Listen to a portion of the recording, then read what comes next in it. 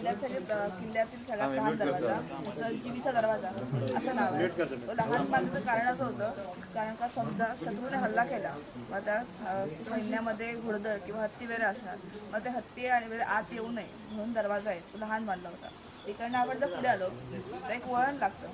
ते वळण दाखवण्याचं कारण असं होतं जरी हत्ती आत आली तरी हत्तीला वळणात चढताना त्यांचा वेग जो आहे तो कमी व्हावा म्हणून ते वळण दाखवलं होतं. पुढे गोमुखी दरवाजा आहे. तिकडे आपण पुढे गेलो एक सदर लागते. सदरेमध्ये महाराजांच्या काही जे काही न्यायनिवाडे व्हायचे ज्या काही सभा व्हायच्या त्या सर्व सदरेमध्ये व्हायच्या. पुढे तोफगोळ आहेत. आजही आपण किल्ला बघायला गेलो तर किल्ल्यावरती आज एक तोफगोळांचं औषध आहे ते बघायला मिळतं. तुळशी वृंदावन आहे. पुढे बघितलं तर बालेकिल्ला दिसतो. बालेकिल्ल्यावरती आपल्याला छोटे मंदिर दिसेल.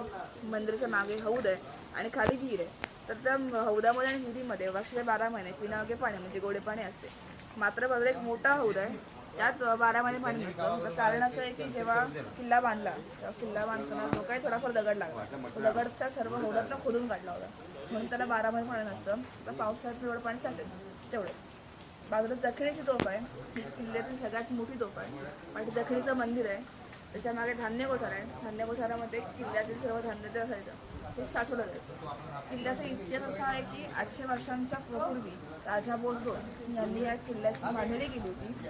तसंच लष्करीदृष्ट्या जो किल्ला आहे तो मराठ्यांसाठी खूप महत्त्वाचा होता. म्हणूनच महाराजांनी आदिलशाखांना 1653 मध्ये हा किल्ला जिंकून घेतला.